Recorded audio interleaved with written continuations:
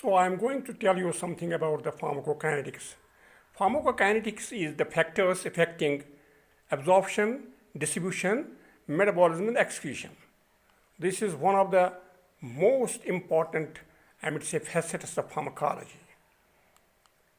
Pharmacokinetics is the quantitative study of drug movement in, through, and out of the body. Intensity of effect is related to the concentration of the drug at the site of action, which depends on its pharmacokinetic properties. Pharmacokinetic properties of drug determine the routes of administration, dose, latency of onset, time of peak action, duration of action, and frequency of the drug administration. And now this diagram tells us about the absorption. Absorption is very important. It is the taking up of the drug from the site of administration to the from the site of absorption to the where it has to go in the body. Then this is the drug solution, and then drug of action at the receptor site. It remains from bound to free, because free moves here and there through the membranes. And then we have a protein bound. Protein bound drug is not transferable from membranes. And then we have a storage of tissue. Also, it has something to do with the free, which is very much applicable to the drug which moves here and there. And the metabolites is the conversion from the distribution. Once we give the drug, it is absorption. If it is through the IV, it is directly going in the systemic compartment. Then from the systemic compartment, it goes to the distributing organ, where it is being distributed depending upon the physiochemical properties of the drug. Now then metabolites, from the metabolites, so absorption, distribution, metabolism is the conversion of the molecule into the water soluble. Then it is taken through the urine, bile, feces, sweat, saliva. So biotransformation means it goes from one component, one metabolite to another metabolite, depending upon the molecule and depending upon which molecule it is. If it is a lipid soluble, then it is to be converted in the water soluble, then it is again easily excretable. So this is the biotransformation, which is very important. And then we have this plasma. There are different routes of the administration, and this route of administration from oral, then we have percutaneous, then intravenous, then intramuscular, then we have intrathecal, then we have inhalation. So these all routes are combined, and it has to go to different compartments. So intravenous is directly going in the systemic compartment, and this lung also has, so all the routes have connectivity with the central compartment, these routes, so far as these routes are concerned. And then from the absorption, there is a distribution, and then it goes the liver, then goes the blood-brain barrier, depending upon the molecule, depending upon its physiochemical properties. Then from the kidney, it is taken out, or through the feces and milk. Also, some molecules, like we have lithium, depending upon the partition coefficient, depending on the easy availability in the milk. So the tetracycline is the drug which is going through the milk, and it is being excreted. And then we have expired air from lungs. So depending upon this, the administration and the absorption, distribution, and the elimination, depending upon its physiochemical properties. And it is very important to note over here. Now, we have all pharmacokinetic processes involve transport of the drug across biological lipid membranes. So depending upon the passive diffusion, filtration, carrier movements, there are so many mechanisms by the help of which the drug is taken through the membranes. If it is a passive diffusion, depending upon the pKa of the drug and the pH of the environment, it is being traversed from the site of administration to the systemic compartment, or through the filtration, or through different mechanisms. Once it goes out also from the kidneys, it is the filtration which is very important. And then we have a carrier transport, which is the active transport. Active transport is against the concentration gradient, and it is being taken up from one compartment to another compartment, or from the absorption to the systemic compartment. Then we have again, passive transport, passive diffusion, there's filtration, there's specialized transport, we have carrier transport, we have active transport, we have facilitated diffusion, and then we have pinocytates, also depending upon the molecule, which molecule it is. And then we have convection. Convection is also one of the greatest. This passive diffusion is a simple diffusion. The lipid-soluble anions diffuse across the lipid membrane in the direction of their concentration gradient. It does not need energy. Most drugs are weak electrolytes. Their ionization is pH dependent. The ionization of the weak acids is given by the equation of the Henderson-Hasselbalch equations. So pKa is equal to pH plus log of 10, and then we have unionized by ionized. So depending upon this, how much is the pKa, how much is the pH, and then this equation tells us about the Henderson-Hasselbalch equation. And if it is more unionized, it is easily transferred from from the site of administration to the systemic compartment. Thereafter, it goes to the target site. So this is you have to understand this pK-pH relationship, which is called as the Henderson-Hasselbalch equation. If you have a hold of this equation, you can know where the drug is, and depending upon the two pHs, like we have two pHs, like the pH of the GIT, depending upon from mouth to rectum, and pH of the blood, and pH of the organ where it has to go, and depending upon this, it tells us how much is unionized, and the more the unionized and the acidic drugs, they are being absorbed through the stomach, and the basic drugs are being absorbed through the intestine.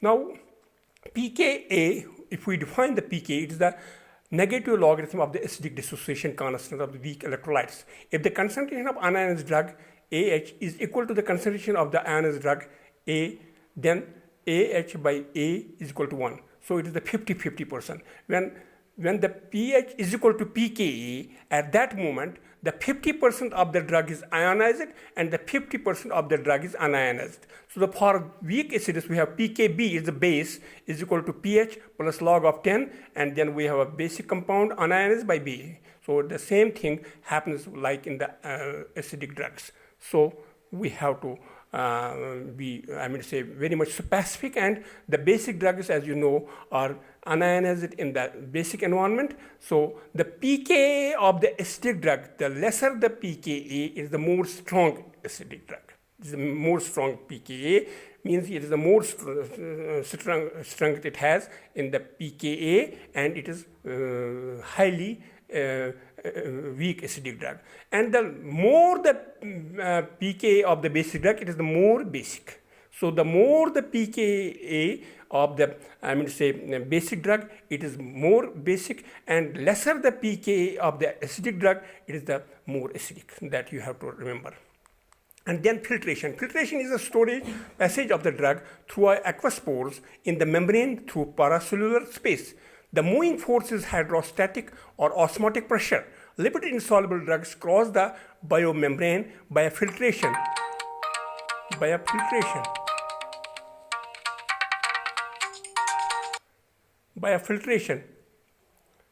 So this lipid-insoluble drugs across the biomembrane by the filtration only if their molecular size is smaller than the diameter of the enlarged aqueous pores. The filtration has an importance mainly at the level of the renal glomerulus, where the size of the capillaries have large pores, 40-degree angstrom, and most drugs, even albumin, can filtrate. The brain capillary pores have a small size, so the filtration is less. So this filtration is a process which goes on in the kidney, and this is the tight junctions of the brain, and this is the intercellular of the usual capillary which we have, that it traverses easily. But as you know, the basement membrane is very much tight over here. There are tight junctions, and the brain capillaries, they allow only the lipid-soluble drugs to enter. Like we have to remember here, this tight junction in the meningitis, this is deranged, and at that time the drug of choice is the penicillin, which easily goes inside, and in meningitis we have a drug of choice, penicillin. But usually, if we give the, in the normal phenomena, when we have this tight junction, the penicillin does not enter the brain. So because of this tight junction, so you have to say this glial cell process or the choroidal epithelium is very important in the blood-brain barrier. Now, carrier transport. By combination with carrier molecule which acts as a ferry boat across the lipid region of the membrane, carrier transport is saturable and competitively inhibited by the analogs which utilize the same carrier. Active transport is movement against the concentration gradient. It needs energy and is inhibited by metabolic poisons. Levodopa and methyl dopa, if these drugs are easily taken in the, glial cells through the brain, are actively absorbed from the gut by aromatic amino acid transport. So this is the amino acid. If we give the, instead of levodopa, if we give the dopamine, it will not enter, because dopamine is a water soluble, and levodopa easily enters in the brain and is going, because the dopamine deficiency is there, so it will affect the brain, it will traverse the brain, glial cell easily. You have to remember here. And the facilitated diffusion, the process more rapidly than passive simple diffusion, and translocates even non-diffusible substrates but along their concentration gradient, therefore does not need energy. Example is facilitated transport of glucose. Pinocytosis is a process, involves the invagination of part of the cell membrane and trapping within the cell of small vesicle containing extracellular constituents. The vesicle contents can then be released within the cell or extruded from the other side of the cell. Pinocytosis is important for the transport of small molecules, that is insulin, through blood-brain barrier. Now, absorption. So what is the absorption? The definition of absorption is the passage of a drug from the site of administration in the circulation. Aqueous solubility drugs given in solid form must dissolve in the aqueous biophase before they are absorbed. So the transformation of the solid particles into the liquid particles, it dissolves in the aqueous solution, and this is traversed from the biophase and then they are absorbed. So taking up of the drug from the site of administration to the systemic compartment and thereafter to the effector site. So for poorly water-soluble drugs, aspirin, grisoflavin, the rate of dissolution governs the rate of absorption. If a drug is given in a water solution, it is absorbed faster than the same given in solid form or as an oily solution. So the water form or the aqueous form is enhancedly absorbed through the site of administration. Now, concentration, passive transport depends on the concentration gradient. A drug given in as concentrated solution is absorbed faster than the dilute form. Area of the absorbing surface, if the area is larger, the absorption is faster. Vascularity of the absorbing surface, blood circulation removes the drug from the site of absorption and maintains concentration gradient across the membrane. Increased blood flow hastens the drug absorption. Route of administration is very important. Affects drug absorption because each route has its own specialty. Oral application. Unionized lipid-soluble drugs, that is ethanol, are readily absorbed from the GIT. Acidic drugs, especially barbiturates or sodium barbitone, etc., are predominantly unionized in the acidic gastric juice and are absorbed from the stomach, like aspirin. Acid drugs absorption from the stomach is slower because the mucosa is thick, covered with the mucus, and the surface is small. Basic drugs, that is atropine, morphine, etc., are largely ionized and are absorbed only from the duodenum in the basic, environment. Presence of the food dilutes the drug and retards absorption. Certain drugs form poor absorption complexes with food constituents, that is tetracycline with calcium present in milk. Food delays gastric emptying. Most drugs are absorbed better if taken an empty stomach. Highly ionized drugs, that is amikacin, gentamicin, neostigmine, all these aminoglycosides are poorly absorbed from given orally. So we cannot give these orally because they are being absorbed very less. They are ionizable. Certain drugs are degraded in the GIT, that is penicillin G, by acid, insulin by peptidases, and are ineffective orally. So entry-coated tablets having acid-resistant coating and sustained release preparations can be used to overcome acid ability, gastric irritancy, and brief duration of action. These are the way how to modify the tablets or the capsules in that form. So intestinal absorption, we have duodenum, B1, and iron. Ileum, we have B12, vitamin A, vitamin D, vitamin E, vitamin K. Large intestine, we have water, sodium, chloride, and potassium, these electrolytes. And then drugs can also alter absorption by gut wall effect, altering motility, atropine, amitriptyline, pethidine, methoxychlorophosphate, or causing mucosal damage, neomycin, methotrexate, rizatriptan, vinblastine. These are the anti-cancer drugs. So they can alter the absorption. Like atropine is a muscarinic blocker, so the motility is altered. Amitriptyline also has got anticholinergic and also has got anticholinergic effect. And pethidine, they also metoclopramide, they will retard the transit time. Alteration of gut flora by antibiotics may disrupt the enterohepatic recirculation of oral contraceptives and digoxin. So this gut flora and the antibiotics, they will disrupt it, and that's why this enterohepatic circulation cannot take place. So subcutaneous and intramuscular application, by these routes the drug is deposited in the vicinity of the capillaries.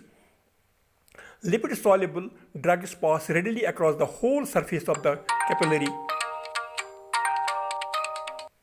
lipid soluble drugs pass across the whole surface of the capillary duodenum, but very large molecules are absorbed through lymphatics. Now, many drugs not absorbed orally are absorbed parenterally. Absorption from subcutaneous site is slower than that from the IM site, intramuscular site, but both are generally faster and more predictable than PO, per os, or oral absorption. Application of the heat and the muscular exercise accelerate drug absorption by increasing blood flow. So there's a dilatation, the blood flow is increased, and the molecule enters abruptly in the systemic compartment, very fast. Application of the vasoconstrictor, that is adrenaline, retard absorption. That's why we give these, we modify the dose, and the drug enhancement, drug absorption is retarded, like in the local anesthetic agents. When we give the local anesthetic with adrenaline, many depot preparations with the long acting, such as the benzathine, benzyl penicillin, and protamine, zinc insulin, can be given by these routes. So topical, skin, cornea, mucous membrane, systemic absorption depends on lipid solubility. Only a few drugs significantly penetrate into intact skin.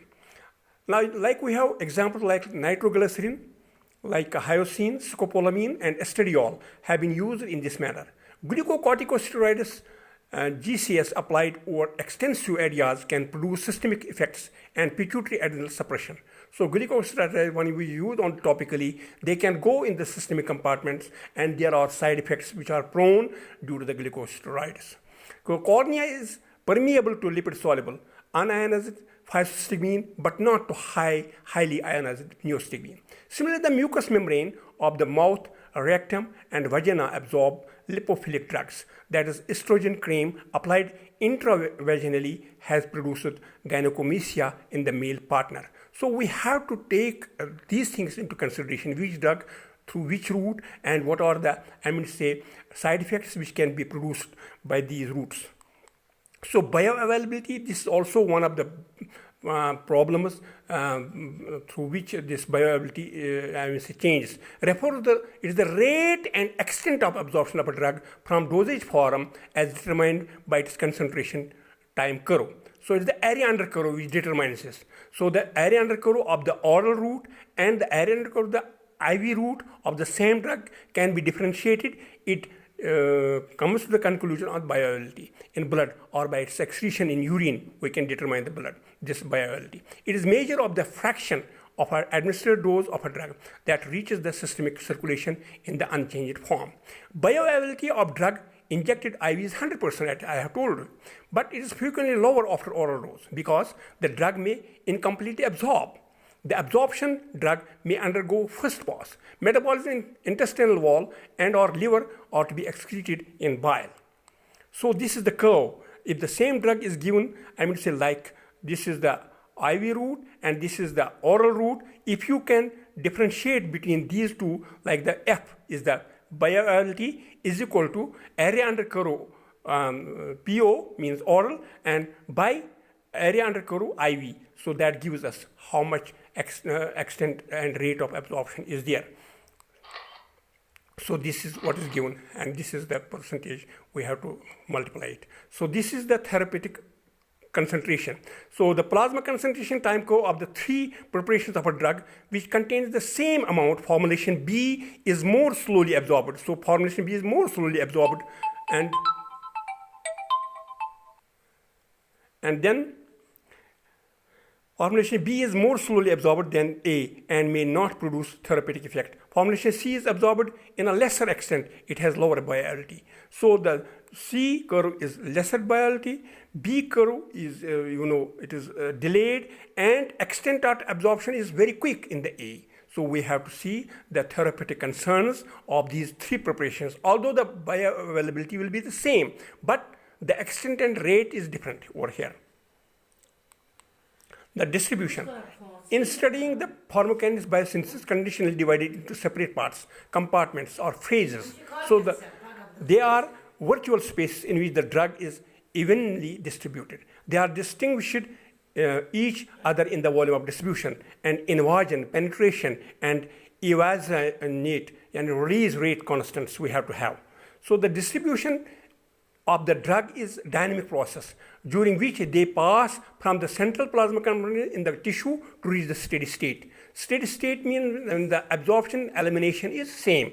It depends upon the multiple dosing. It depends on the mode of administration and the pKa of the drug. Its ability for binding to the plasma proteins, pH of the medium organ perfusion. The number of the compartments is determined for each drug according to the experimental data.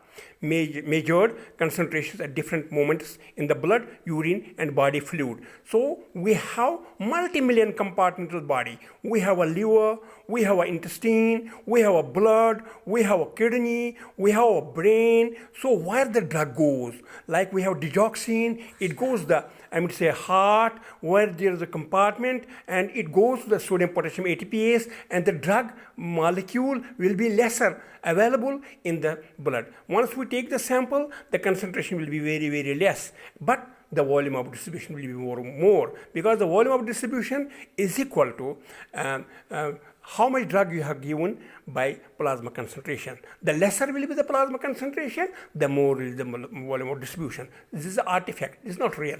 This is virtual. So this is the oral dose we give, and then the absorption comes to the central compartment, and the intravenous dose goes directly to the central compartment. Then from central compartment, it goes to the peripheral compartment, just 1 to 2, because we assume the central compartment is compartment 1, and the peripheral compartment is compartment 2. And then also we have excretion. It goes directly. It is not equilibrium. It is irreversible process. Excretion is irreversible process, and metabolism also a reversible process. So the drug goes out. So these are two compartmental model, because we have 1 and 2 and 2 and 1, and then from peripheral compartment it goes to the central compartment. This is the equilibrium is maintained. Now, body fluid compartment, the total water as a percentage of the body mass varies from 50% to 70%, being rather less in women than in men.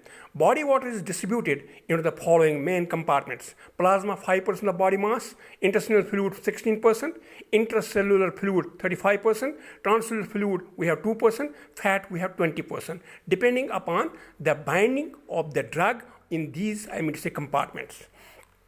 Now, apparent volume of distribution, it is accept that the body behaves as a single homogeneous compartment with volume Vd, in which the drug gets immediately distributed. So volume of distribution is dose administered and plasma concentration. So how much the drug you give, where it is found, and you have to find out the volume of distribution. Suppose you have given the 1000 milligrams, or 50 is the plasma concentration is the 20 liters.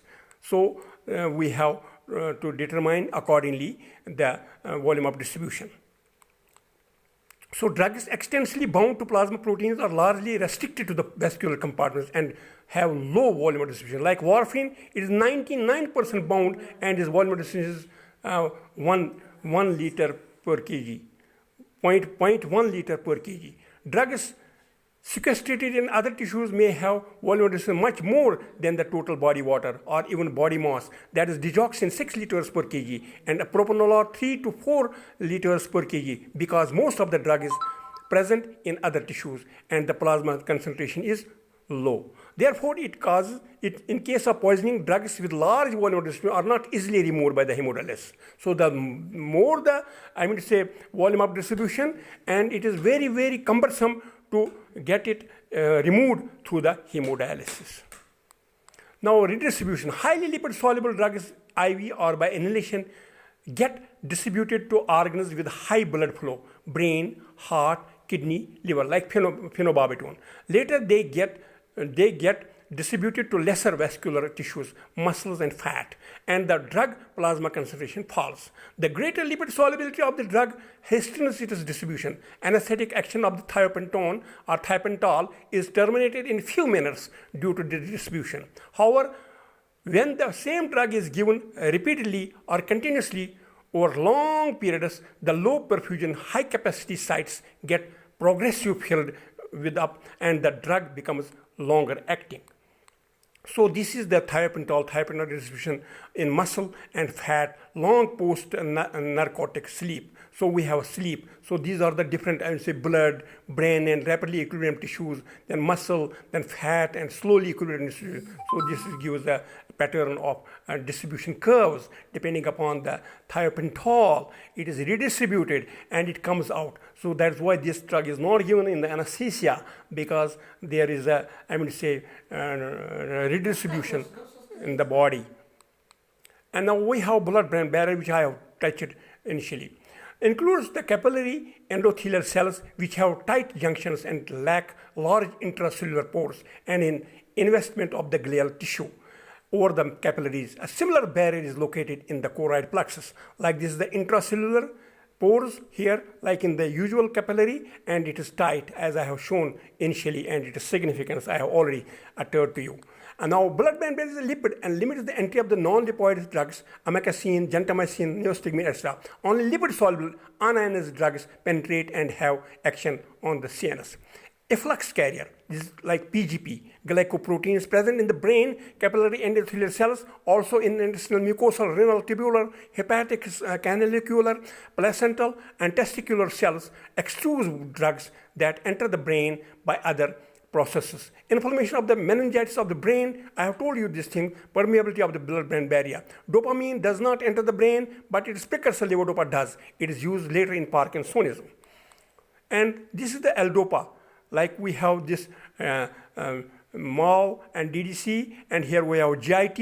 It can be metabolized by the MAO, and once in the GIT it goes through, and it goes in the blood and peripheral tissues, and then least quantity goes to the brain. Now we give this DOPA, decarbonate, COMET, catechol-O-methyltryptamine. If we will block these COMET and MAO inhibitors we give, and it will reach the blood-brain barrier in the real form.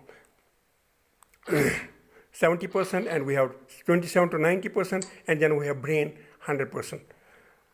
And then 1 to 3%, goes there. If we have blockers, it can go in 100%. Like placental barrier, we have, like with the blood-brain barrier, we have placental barrier. Placental membranes are lipid and are allow free passage of lipophilic drugs while restricting hydrophilic drugs. The placental PGP also serves to limit fetal exposure to maternally administered drugs. However, restricted amounts of the non-lipid soluble drugs, when present in high concentrations or by long periods in maternal circulation, gain access to the fetus. Thus, it has an incomplete barrier, and many drugs taken by the mother can affect the fetus or the newborn. Penicillin, azithromycin, and erythromycin do not affect the fetus and can be used during the pregnancy. So we have to see what are the drugs which can go through the placental barrier, and during the pregnancy we have to not to give those drugs. And then plasma protein binding is very important. It is very, very important topic. Most drugs possess physiochemical affinity, or plasma proteins. Acidic drugs bind to plasma protein, albumin, and basic drugs alpha glycoproteins. Extent of binding depends on the individual compound. Increasing the concentration of a drug can progressively saturate the binding sites. The clinical significance of application of the plasma protein binding are highly plasma protein binding drugs are largely restricted to the vascular compartment and tend to have lower VD, like we have in the warfarin. The ppb fraction is not available for action. There is an equilibrium between the ppb fraction of the drug and the free molecule of the drug. We should not say that this plasma protein binding is not a receptor, because once the drug is bound to it and it is unbound, is pharmacological active, and the pharmacological active is being metabolized and it is being taken out from the body, and then this protein bound drug comes out of this. So it is equilibrium is maintained. Now the drug with high glycophysiochemical affinity for plasma proteins, that is the aspirin, sulfonamides, chlorophenicol, can replace the other drugs, that is the acetocomerol, warfarin, or endogenous compounds, bilirubin, with lower affinity. So high degree of protein binding makes the drug long acting, because bound fraction is not available for metabolism unless it is actively excreted by the liver or kidney tubules. So generally expressed plasma concentration of the drug refer to bound as well as the free blend. In hypoalbuminuria, binding may be reduced and high concentration of the drug may be attained, that is phenytoin. So in the hypoalbuminuria case, we have the more unbound drug, and that is more pharmacologically active. So we have to take the status of in the liver diseases or in the kidney diseases, this hypoalbuminuria is there. At that time, we have to give the less quantity of the drug.